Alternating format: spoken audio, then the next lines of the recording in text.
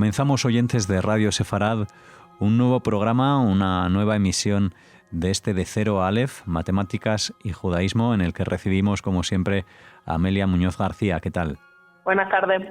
Bueno, Amelia, hoy nos acercas en la vida de un matemático judío israelí de origen soviético. Se llama Aryeh Dvoretsky. Háblanos de él.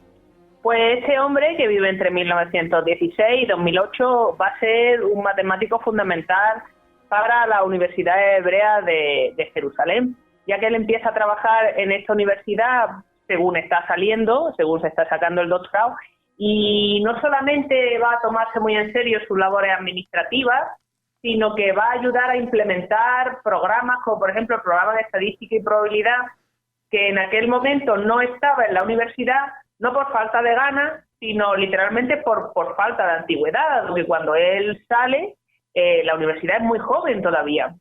Además de esto, va a ayudar a montar el Instituto de Estudios Avanzados, reflejando un poco la idea del Instituto de Estudios Avanzados que va a haber en Princeton, en Estados Unidos, a donde va un par de veces pues para inspirarse. Y por otro lado, sus investigaciones van a ser bastante relevantes, tanto en estadística y probabilidad, como después en análisis y en otras ramas, como por ejemplo en browniano. Para comentar un poco de su infancia, pues Aryeh Dvoretsky nace en 1916 en Korel, que es un pueblo o una ciudad más bien ucraniana, pero que en aquel momento pertenecía a la Unión Soviética, en el seno de una familia judía. Entonces, su familia decide emigrar a la tierra de Israel en 1922, 2 años después de su creación como Estado.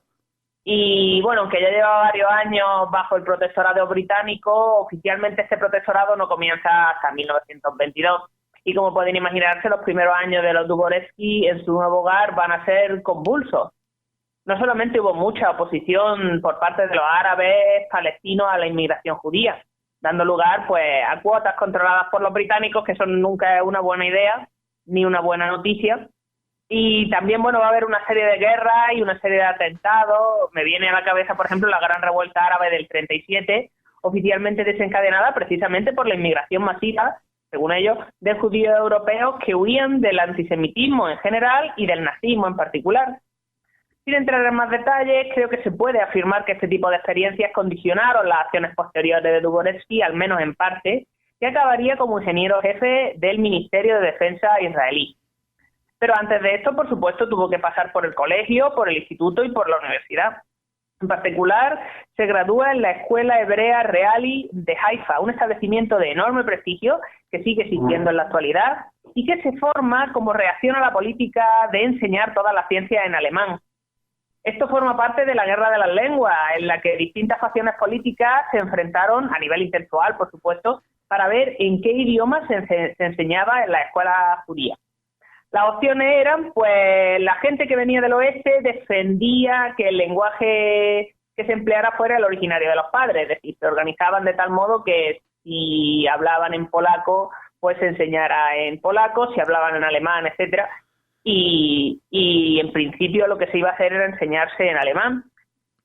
Y luego había otro grupo, la gente proveniente de Europa del Este, que creían que no, que debía de enseñarse en hebreo.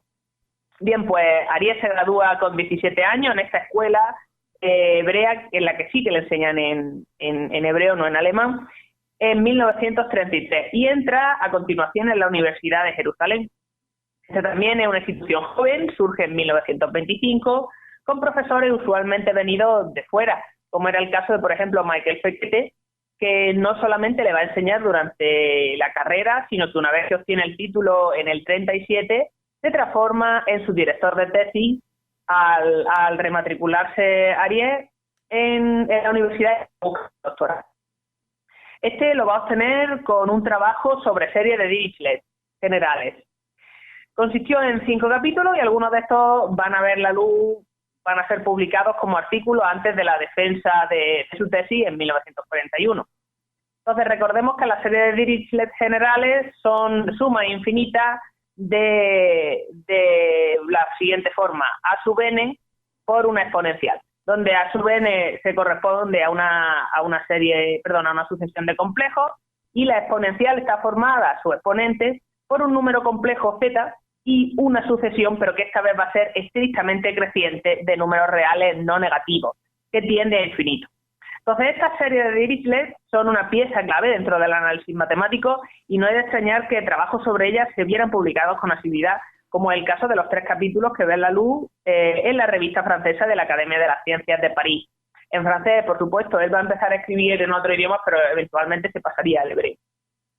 Para 1940, Dvoretzky se casa con Sarah Schneerson, inmigrante judía ucraniana también, que lamentablemente murió joven, relativamente joven, 57 años, en el 72, pero bueno, a ella le dio tiempo a formarse un nombre como traductora de textos clásicos al hebreo, ya que estudió filosofía y lenguas clásicas en la misma universidad que su marido, o por qué no emplear sus conocimientos. Cuando digo la Universidad de Ariès, me refiero no solamente con carácter estudiantil, sino también con carácter laboral, ya que tras obtener el doctorado va a aceptar un puesto como profesor que se transformará en uno de profesor de pleno derecho en 1951, 10 años después de entrar a trabajar allí. En referencia a la investigación de Dvoretzky, pues durante sus primeros años como profesor se dedicó sobre todo a la teoría de probabilidad. Trabaja mucho con Theodor Motzkin, que va a ser un matemático judío alemán que se especializó en programación lineal, y trabaja con él sobre análisis combinatorio. Por ejemplo, su primer artículo juntos va a tratar el problema de la papeleta o el problema del voto, que dice así. A ver, si tenemos unas elecciones donde participan 2 candidatos y el candidato A recibe cierto número de votos y el candidato B otro cierto número de votos, pero más pequeño, ¿cuál es la probabilidad de que A vaya siempre por delante en el recuento? Entonces, este problema tiene solución. La solución estaba ya calculada para cuando Dvoretzky y Motzkin dan una respuesta, pero la de estos dos va a ser sencilla, va a ser elegante y bueno, lo que van a hacer es plantear y demostrar el lema del ciclo, que dice lo siguiente. Cuando nosotros tenemos una secuencia de dos opciones, de 2 ítems, se puede saber con exactitud el número de permutaciones cíclicas donde el recuento del primero es mayor que el recuento del segundo. Entonces, si esto lo aplicamos a nuestro problema de las papeletas, lo que nos está diciendo es lo siguiente. Tú puedes contar las papeletas en el orden que quieras, porque al final el resultado va a ser el mismo. Entonces, lo que a mí me interesa saber es cuántas maneras distintas hay de contar los votos de tal manera que el que gana, porque tiene que ser el que gana, no puede ser el otro, para que se cumpla siempre, el que gana vaya siempre por delante. Entonces, este lema que sale en el artículo que publican juntos en el año 47 va a ser tan común, va a ser tan ubicuo, he visto yo que lo denominan, que no solamente se va a encontrar en 1000 sitios, en 1000 ambientes, sino que además va a ser redescubierto periódicamente. Dvoretzky publica también unas lecciones sobre teoría de probabilidad, inspirado en lo que le estaba enseñando en el 46, y bueno, ya metido en la década de los 50 se vuelca un poquito más en análisis, pero eso no significa que abandone la probabilidad, muy al contrario. Por ejemplo, en 1950 se celebra el segundo simposio de Berkeley sobre estadística y probabilidad, donde se van a dar cita no solamente la crème de las matemáticas, sino que también va a haber economistas y otros investigadores que se ocupaban del problema del inventariado o del problema de gestión de existencia. Entonces, casi simultáneamente, en el mismo verano y en la misma zona, tiene lugar la conferencia logística de la corporación RAND. La corporación RAND va a ser una organización sin ánimo de lucro, fundada en América casi a mediados del siglo XX, que consiste en un enorme think tank, en un enorme laboratorio de ideas. Originariamente iba a ofrecer servicios de investigación y análisis a las Fuerzas Armadas americanas, pero actualmente su financiación no solo proviene de los americanos, sino también lo pueden contratar empresas privadas para que les resuelvan problemas. La cuestión es que como lo que ellos piensan muchas veces tiene aplicaciones militares, la inmensa mayor parte de sus proyectos, si no todos, son top secret. O sea, no se sabe a priori en lo que están trabajando. Uh-huh. Pero luego eventualmente sí que se vuelca lo que se puede de esto que se aprende a la vida civil. Bueno, pues Ariès va a participar en las conferencias de RAM y va a presentar un artículo denominado Política de Inventariado Óptimo, un texto que surge del trabajo conjunto con J. Kiefer y con Wolfowitz y que lo va a encargar precisamente la corporación RAND. Este artículo, junto con otro de 3 matemáticos, de Arrows, Harris y Mascad, que ve la luz en 1951, van a sentar las bases de la teoría de modelación de inventariado dinámico actualmente.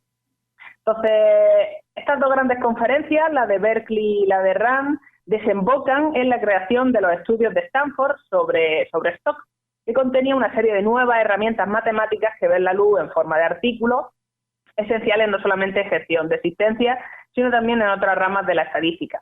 Como siempre en matemáticas, todo lo que sea una herramienta se le busca salida, uso hasta la saciedad. Entonces, al ser Dvoretsky uno de los padres fundadores y uno de los primeros en exponer un trabajo sobre esto, se considera pues que su trabajo va a ser fundamental porque da lugar a muchos otros de las soluciones y de los problemas que se plantean en función de dichas soluciones posteriores. Entonces, ahora lo que cabe preguntarse es ¿qué es la gestión de existencia? Pues se trata de una rama dentro de gestión de operaciones que se especializa en el diseño de los sistemas de producción para minimizar costes. Originariamente esto empieza a estudiarse sobre todo a raíz de la Segunda Guerra Mundial, en la que hace falta producir muchísimo y ser capaces de distribuir los recursos de la manera mejor posible, más óptima posible, porque es que no se pueden afrontar los costes de una guerra justo salidos después de otra, si se pueden encontrar unas soluciones mejores que vengan no de producir más o mejor o de tasar más al pueblo, sino de precisamente gestionarse mejor los propios recursos, pues ideal. Y la cuestión es que se le encarga a los matemáticos y ya a partir de ahí coge carrerilla y empiezan a surgir problemas que no se lo ponen de fuera, sino que los propios matemáticos se lo imponen. Entonces, esto va a estudiar el proceso de toma de decisiones relacionada con manufactura, con almacenamiento, con cadena de distribución, con almacenamiento de partes de repuesto, que también es fundamental, y otros 1000 detallitos. Y provee entonces al que lo necesite con un plan logístico detallado basado en matemáticas de optimización, no en ensayo y error. Por ejemplo, van a intervenir la programación dinámica, el control óptimo, la optimización de redes, etc. Entonces, el problema de control de inventario es aquel que se refiere a la toma de decisiones de una empresa, o de una firma, o de un grupo, sobre cuánto stock pedir en cada intervalo de tiempo que se considere pertinente para poder corresponder a la demanda de recursos por parte de los clientes. Entonces, así se llama el artículo de Dvoretsky y compañía, gestión de recursos 1 y 2, porque sacan 2. El primero conociendo la distribución de la demanda y el segundo sin conocerla. Y van a ver la luz en 1951 y en 1952, respectivamente. Es interesante destacar que Dvoretsky tiene la oportunidad de estar en contacto directo con algunos de sus colaboradores, particularmente con Wolfowitz, y consecuentemente avanzar de manera más rápida y eficaz en el trabajo compartido, debido en gran medida a los numerosos años que va a pasar Dvoretsky en el extranjero. Siendo el extranjero, pues, Estados Unidos y Francia. Él era profesor de la Universidad Hebrea de Jerusalén, lo va a hacer toda la vida laboral, pero además, y además el primero en titularse allí y en obtener un trabajo allí, pero por otro lado él va a conseguir pasar cursos enteros, por ejemplo en el College de Francia, que se localiza en París, o en las universidades de Columbia, de Purdue, de Stanford, de California en Berkeley, es decir, instituciones americanas. De hecho, en la de Berkeley es donde puede colaborar más estrechamente con Wolfowitz en una escapada que dura 3 años. El tiempo que pasa en Berkeley y 2 años que va a pasar en Princeton. Entonces, esta estancia, la segunda en Princeton, junto con una primera que se hace entre 1948 y 1950, lo rectifico porque no lo he dicho bien. Me refería a que entre 1948 y 1950 hay una estancia en el Instituto de Estudio Avanzado de Princeton. Y luego entre el 57 y el 58 vuelve a él estar allí. Entonces esto le va a venir muy bien no solamente al propio Arias, sino también a la Universidad Hebrea, ya que va a dar lugar, su estancia allí da lugar a una idea, a un proyecto que se concreta en el Instituto de Estudios Avanzados, pero esta vez de Jerusalén, fundado por Dvoretsky en 1975.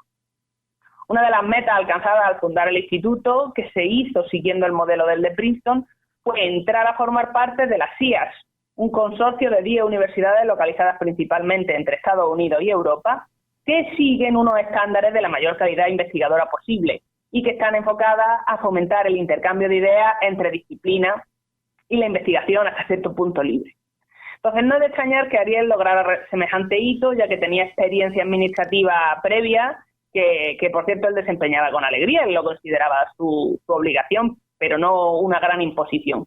Él va a ser decano de la Facultad de Ciencias entre el 55 y el 56, vicepresidente de su universidad entre el 59 y el 61, y luego, por otra parte, debió de adquirir habilidades útiles de gestión y de liderazgo como jefe de Rafael, una empresa de tecnología de defensa fundada en el 48 como un laboratorio I+D que actualmente desarrolla y produce tecnología militar para las Fuerzas Armadas israelíes y también destinada para la exportación.